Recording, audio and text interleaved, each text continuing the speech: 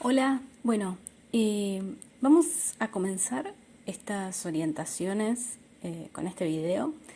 El sentido de esta entrega es hacer un recorrido por algunos conceptos fundamentales de la didáctica que nos van a ayudar a estructurar nuestro proyecto pedagógico didáctico. Básicamente nos van a venir muy bien para construir el esqueleto de nuestro proyecto, que es justamente lo que nos va a permitir poner en orden nuestra idea o las distintas ideas que vayan emergiendo a lo largo del proceso de creación de la propuesta.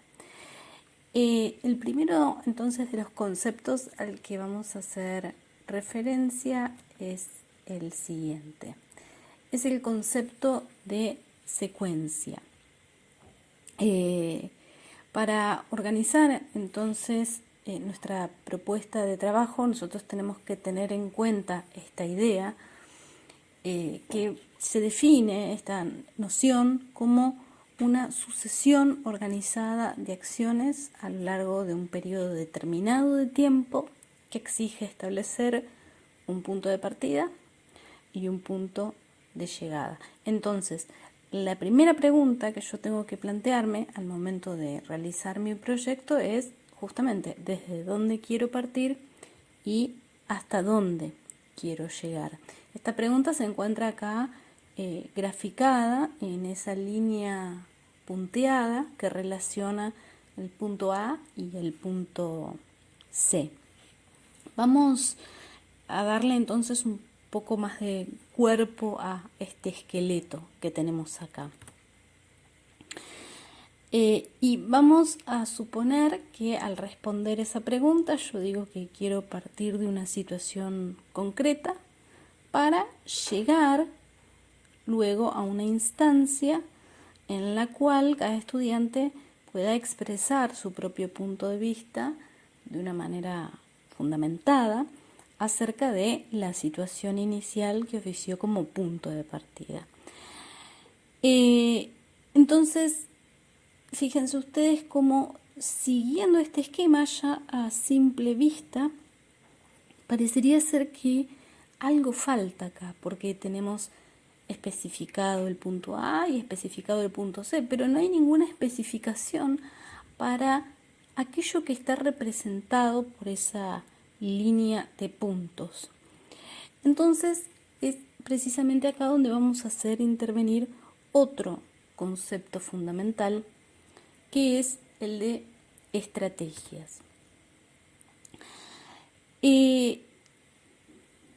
A los fines de realizar ese recorrido del punto A al punto C, es preciso que yo diseñe esto que se denomina metodología de trabajo o estrategias, que están acá representadas por la letra B, ¿sí? Y por esa línea punteada.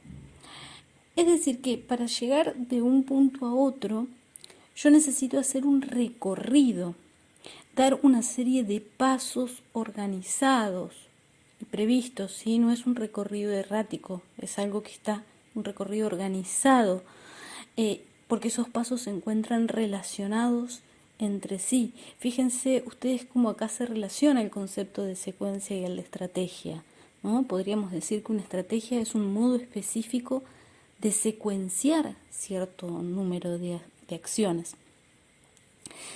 Para poder ver esto con un poco de más claridad, volvamos entonces sobre nuestro esquema precedente, ¿sí? Que era este. Yo había dicho que quería partir de una situación concreta y llegar a la toma de posición fundamentada acerca de dicha situación. Ahora entonces es el momento de responder a una nueva pregunta, y es: ¿qué estrategia va a ser la más adecuada para organizar el recorrido desde A hasta C, tal y como A y C fueron formulados? Entonces, dado el punto de partida que yo especifique, la mejor estrategia que a mí se me ocurre es una que se denomina uso de casos.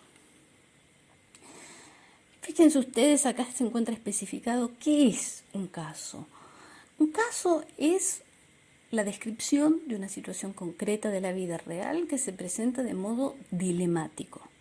¿Sí? Un dilema es una situación problemática en la que hay más de una vía de resolución posible y en la que tenemos tan buenas razones para optar por una vía de resolución como para optar por la otra u otras que sean posibles.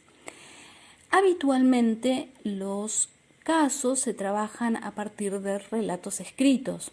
De hecho, es con un poco de habilidad literaria, narrativa, es bastante sencillo. Si alguien tiene ganas, sentarse y construir un caso, escribir un caso para trabajar en el aula. De todas maneras, podemos también utilizar como casos algún tipo de representación teatral o algún video o cortometraje, pueden venir muy bien. Lo importante es que la situación que se presenta en el caso a trabajar tenga este carácter dilemático. Fíjense ustedes, ahí en la segunda columna tienen establecido cuáles son los criterios que deberíamos tener en cuenta para seleccionar un caso o una situación que puede oficiar como caso. En la situación en la que trabajemos con un escrito es muy importante la lecturabilidad, ¿sí? ¿Qué es eso? Se trata de cotejar si el relato se encuentra bien escrito, si es verosímil, es muy importante que lo sea, porque si no, no problematiza, no genera ninguna pregunta o problema genuino, que los personajes estén bien construidos, que tenga una trama relevante y comprensible, que se adecúe también al nivel de lectura de nuestros estudiantes y que su extensión sea adecuada, no debe ser un texto muy largo, un buen caso puede tener 2-3 carillas de hoja 4 y ya sería suficiente, ¿sí? También, bueno, el caso tiene que ser atractivo, la situación tiene que generar atracción. Sí, tenemos que entonces preguntarnos si resulta atrapante a quien está leyendo lo que allí está sucediendo, si quienes leemos podemos identificarnos con los personajes y qué sentimos por ellos, si produce algún tipo de impacto emocional este caso. Y en tercer lugar, muy importante también, la conflictividad. El caso debe permitir justamente eso, acentuar o plantear los dilemas. Bien, entonces, vamos a especificar un poco más en qué consiste, ya hemos visto qué es un caso, en qué consiste esta estrategia que parte del uso de casos. El método o la estrategia o la metodología que implica la utilización de casos permite que el estudiantado construya el aprendizaje, ¿sí? Y esa construcción se hace a partir del análisis y de la discusión de experiencias y situaciones de la vida real que están presentadas en el caso.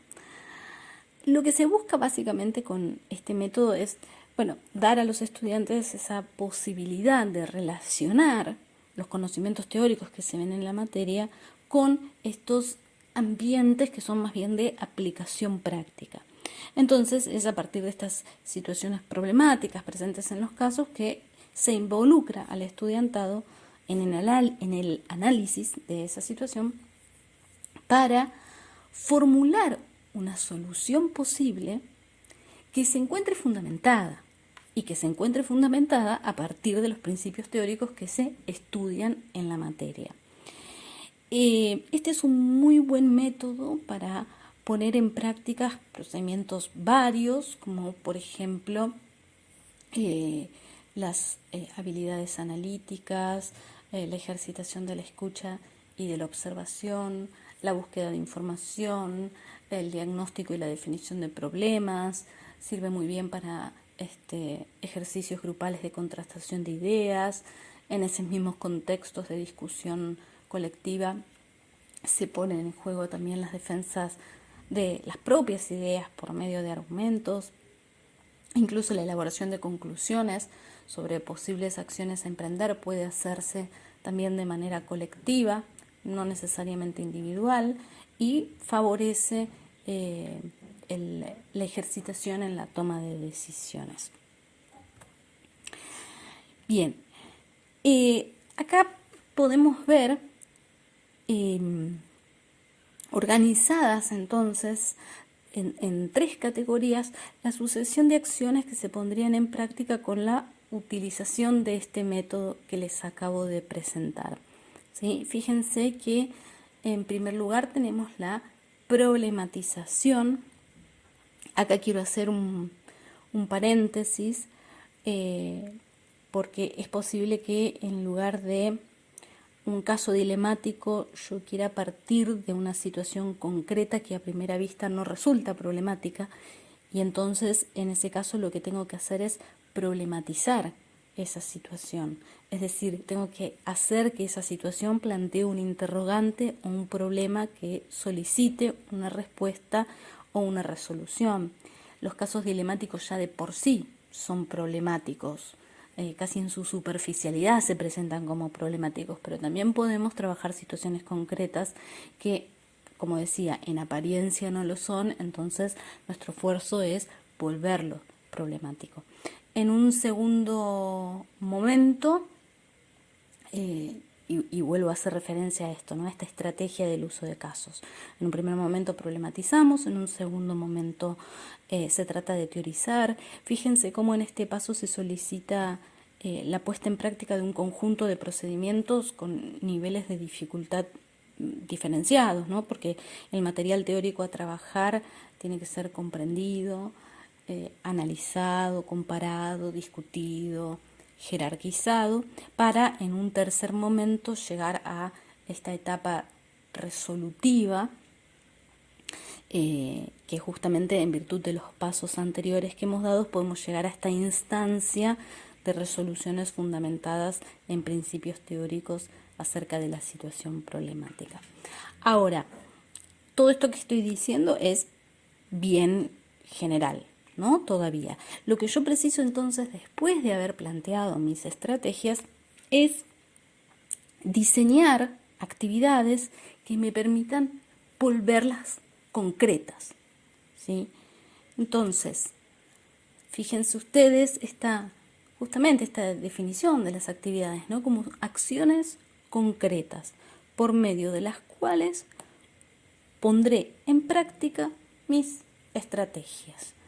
Y para llevar a cabo esta concreción de las estrategias, yo preciso tener un material didáctico con el cual trabajar. ¿Y a qué me refiero con material didáctico? Bueno, comúnmente el material didáctico utilizado son los libros de texto o los manuales. En esta materia hacemos una especie de militancia antimanual, porque lo que pretendemos es elaborar un material didáctico que se ajuste a nuestro proyecto, ¿sí? Una especie de trabajo desastre. Algo que los materiales estandarizados que circulan por el mercado editorial no logra cumplir. Entonces, como no logran cumplir esa misión, lo que hacemos es elaborar nuestro propio ropaje. La elaboración del material didáctico para sustentar estas actividades supone la selección de bibliografía y recursos, y también la formulación de consignas de trabajo o guías de trabajo, ¿sí? Entonces vamos a tener que diseñar unas estrategias y proponer unas actividades que puedan ser llevadas a cabo a partir de la utilización de un material didáctico propio. Vamos a ver ahora entonces un ejemplo o unos ejemplos de posibles actividades que yo podría proponer para hacer concreta la estrategia de uso de casos que elegí en un inicio. Se me ocurren formular estas, pero se podrían formular otras muy distintas. La primera de ellas, actividad. Vamos a ver un cortometraje animado de 10 minutos de duración que plantea una situación de conflicto en la cual la protagonista tiene 2 vías para resolver la situación. En una de esas vías, la protagonista actúa guardando lealtad a una amiga, pero esas acciones las llevan a transgredir la ley. Y en otra de las opciones de resolución posible, la protagonista lleva a cabo acciones que respetan la normativa, la ley, pero esas acciones las llevan a traicionar a su amiga. Como segunda actividad, entonces, luego de ver el video, lo comentaremos conjuntamente para arribar a una comprensión colectiva del mismo. Pondremos en común si alguien se sintió alguna vez en una situación semejante y plantearemos distintos ejemplos, como por ejemplo aquel en el cual la legalidad estatal se contrapone a la normatividad de una comunidad particular. Esto puede también vincularse muy bien con es un motivo clásico, ¿no? Lo podemos encontrar ya en Antígona, entonces podemos hallar múltiples ejemplos de este tipo de situaciones. Una vez hecho esto, entonces, como tercera actividad, voy a presentar el concepto de conflicto moral o conflicto práctico y voy a realizar una breve exposición en la que presentaré a los autores que vamos a trabajar a continuación. Hecho esto, cuarto punto, voy a repartir a todo el grupo 3 fragmentos de texto de alrededor de 15 líneas cada uno. En cada uno de esos fragmentos se proponen soluciones disímiles a la situación conflictiva que fue nuestro punto de partida. Los leeremos en grupo y vamos a teorizar colectivamente al respecto para también ejercitar los siguientes procedimientos, ¿no? Vamos a, por supuesto, hay que comprender los textos y para eso vamos a analizarlos tanto en su contenido como en su forma, ¿sí? Vamos a detenernos en su forma para detectar cómo es que se fundamenta un punto de vista. También vamos a compararlos para detectar esos distintos puntos de vista, sus semejanzas, sus desemejanzas, sus oposiciones. Vamos a discutirlos, por supuesto, para determinar si las respuestas que se ofrecen son coherentes o presentan algún problema.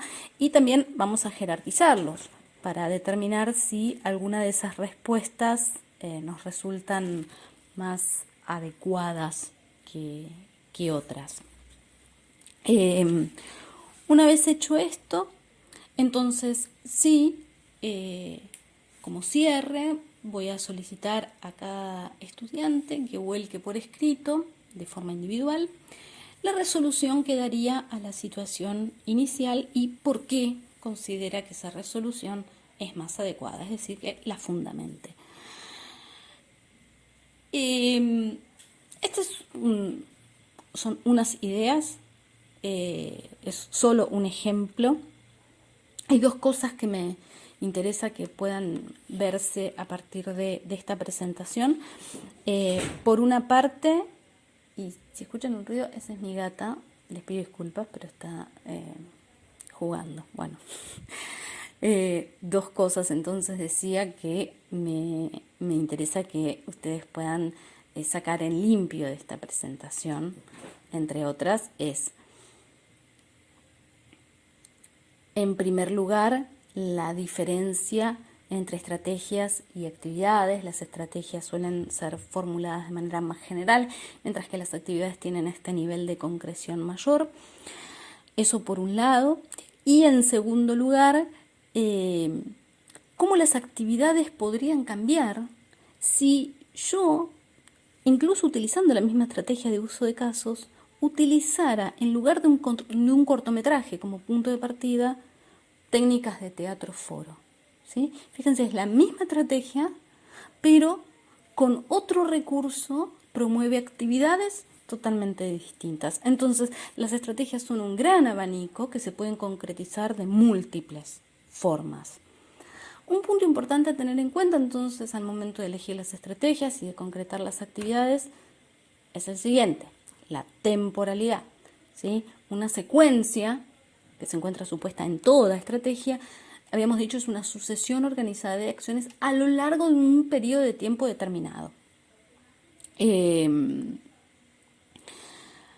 Esa unidad de tiempo en la cual se llevarán a cabo las actividades que fueron diseñadas en función de las estrategias elegidas puede estar referida a una clase, normalmente a la sucesión de actividades de inicio, de desarrollo y de cierre, o a un conjunto de clases. Es decir, estaríamos hablando de en este caso, una secuencia al interior de una unidad mayor, por ejemplo, el desarrollo de una unidad de contenidos. Y en este segundo caso, por supuesto, mi punto de partida y mi punto de llegada van a estar más alejados en el tiempo. Dado que el proyecto que se le solicita en este segundo tramo del curso, y ahora lo vamos a ver hacia el final, tiene que ver con un proyecto que pueda ser desarrollado en un periodo acotado de tiempo, es importante que ustedes tengan en cuenta cuestiones de temporalidad que hacen a nuestra labor. En principio, que puedan determinar cuánto tiempo les llevará implementar las actividades para expresar esa estrategia, es decir, el punto de partida y el punto de llegada. Y para eso tengan en cuenta los siguientes datos. Buena parte de las materias que estamos habilitadas a dar tiene una carga anual de 72 módulos. Yo siempre recomiendo restar como mínimo 10 para asegurarnos de hacer espacio a esas 10 clases que eventualmente perderemos por distintos motivos. Algunas veces son incluso más que 10, pero para poder planificar con una precisión temporal un poco más adecuada a lo que sucede en la realidad. Entonces, de todas formas, normativamente son 72 módulos anuales a razón de 2 módulos por semana, y esto es muy importante tenerlo en cuenta. Cada módulo consta de una duración de 60 minutos, es decir, cuando hablamos de una clase hablamos de 2 módulos de 60 minutos cada uno. Entonces, tener esta información a la mano les va a venir muy bien para poder dimensionar el desarrollo, dimensionar temporalmente el desarrollo de su proyecto. Bueno, les voy a presentar ahora, ya de modo más general, no vamos a hacer este ejercicio de especificar la estrategia y ver cómo concretizarla, sino simplemente les voy a presentar otras estrategias entre las que ustedes van a poder optar para realizar su proyecto. Tenemos la estrategia de aprendizaje basado en problemas, de aprendizaje orientado a proyectos, aprendizaje basado en investigación y aprendizaje basado en exploración. El aprendizaje basado en problemas, es un método que propone al estudiantado analizar y resolver una situación problemática relacionada fundamentalmente con su entorno físico y social. Si habíamos visto el caso, era una situación problemática, pero una situación problemática que podría ser lejana al contexto del estudiantado. En este caso es detectar un problema que pueda verse como tal en el entorno.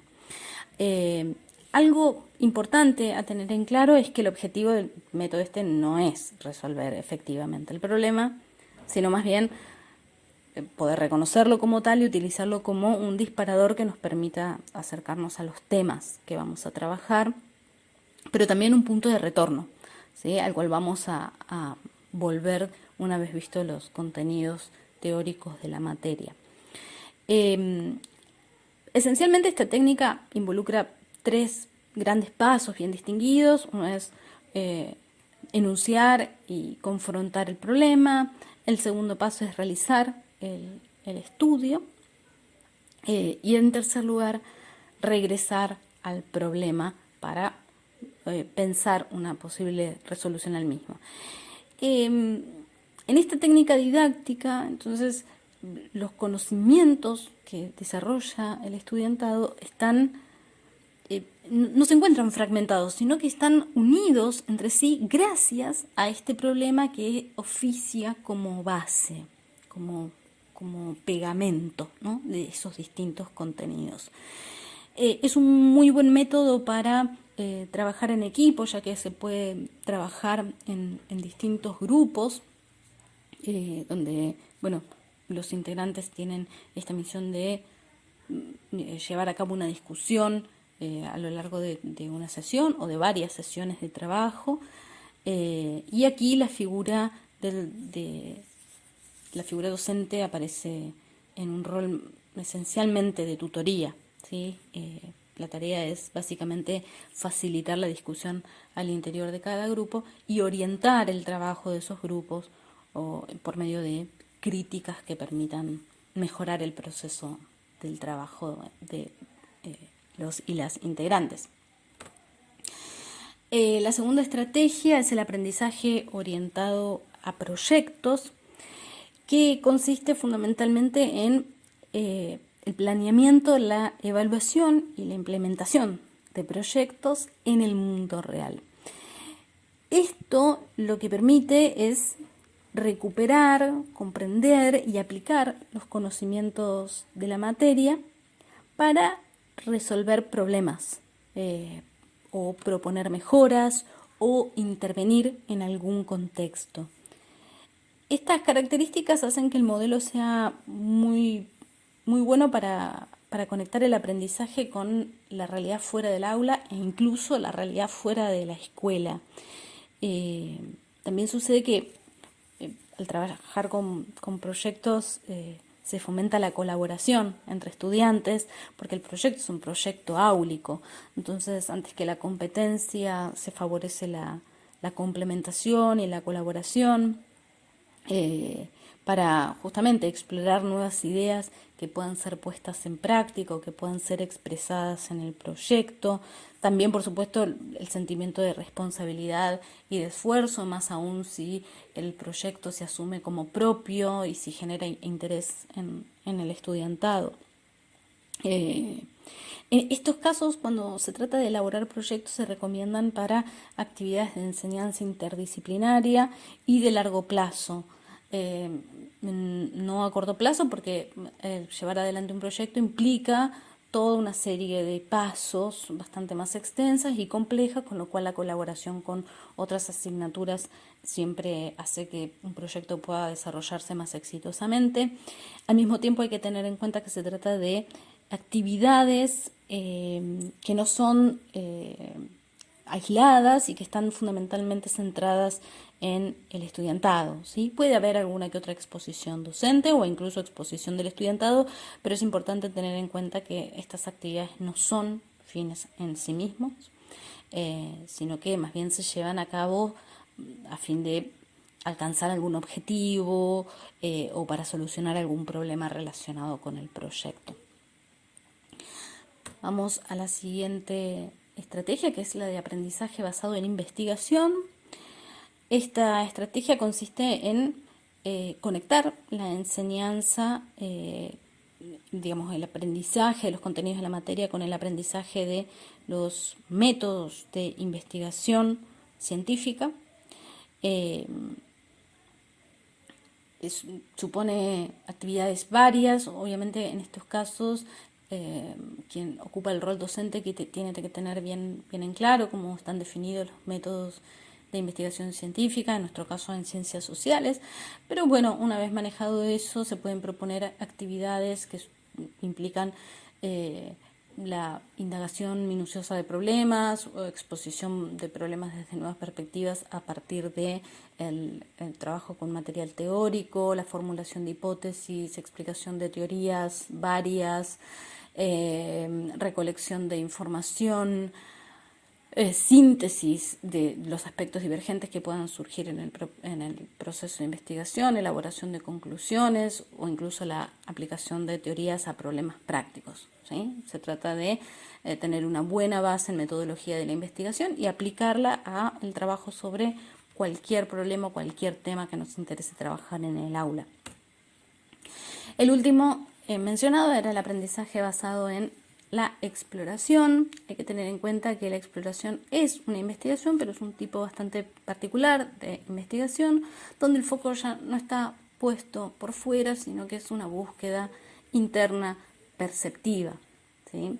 Este tipo de métodos promueve actividades de laboratorio de tipo individual, que siempre tienen, por supuesto, que estar relacionadas con instancia de socialización de los descubrimientos personales, pero se trata de un método que hace mucho hincapié en el protagonismo del estudiantado y el recorrido autónomo y personal sobre ciertas partes de este trayecto que propone la exploración. La dirección de la atención no está en la creación de algo novedoso, sino más bien en la amplificación de aquello que se propone explorar. Por supuesto que potencia la creatividad, aunque la creatividad no sea buscada específicamente, es un recorrido que potencia esos hallazgos de ideas nuevas y creativas. Bueno, esto que les decía, el estudiantado es un partícipe y protagonista del proceso de aprendizaje. El resultado, y esto es muy interesante, porque es un método, bueno, que genera mucha incertidumbre, porque el resultado de la exploración no puede ser determinado de antemano, sino que emerge como parte mismo del proceso, y como la profundización en la exploración de las individualidades, al mismo tiempo que en el saber colectivo que pueda darse a partir de la socialización de esos procesos singulares. En este caso, esta estrategia de investigación requiere que la docente o el docente hagan un acompañamiento a cada recorrido singular, entonces tiene que haber una disposición en ese sentido a realizar tutorías que en buena parte de los casos tienen un carácter más singular. Y, por supuesto, para que funcione, para que salga bien, requiere un fuerte compromiso por parte del estudiantado que tiene que asumir la realización de las tareas de modo autónomo. Bien, entonces, ¿cuál es la propuesta, a partir de todo esto que acabo de comentarles, la propuesta de este segundo tramo de la materia? Es darle forma al proyecto que ya estuvieron empezando a pensar a partir de esta idea del motivo y de esta exploración más personal que hicieron en la primera parte, entonces comenzar a darle forma. No vamos a trabajar en este momento en una elaboración de un proyecto anual, eso va a venir en la tercera instancia del curso. Por ahora vamos a trabajar sobre una unidad de tiempo acotada y determinada que ustedes van a tener que especificar según, por supuesto, las estrategias que decidan implementar y las actividades que se les vayan ocurriendo al respecto. Y asimismo van a tener que elaborar un material didáctico con consignas de trabajo incluidas para ofrecer a los estudiantes. En relación con las estrategias, ustedes ya tienen acá presentadas una serie de estrategias entre las que van a poder optar, ¿sí? Van a tener que optar entre alguna de estas para plasmar en su proyecto. Bien, lo que sigue de esta guía de orientación va a ir permitiendo concretizar un poco más algunas de estas nociones, con lo cual les va a permitir ir dándole cada vez un poco más de cuerpo al proyecto. Así que, bueno, los dejo con lo que sigue y hacia el final del material ustedes van a encontrar una planilla con orientaciones sobre cómo estructurar la presentación de este proyecto. Bien, eso es todo por ahora.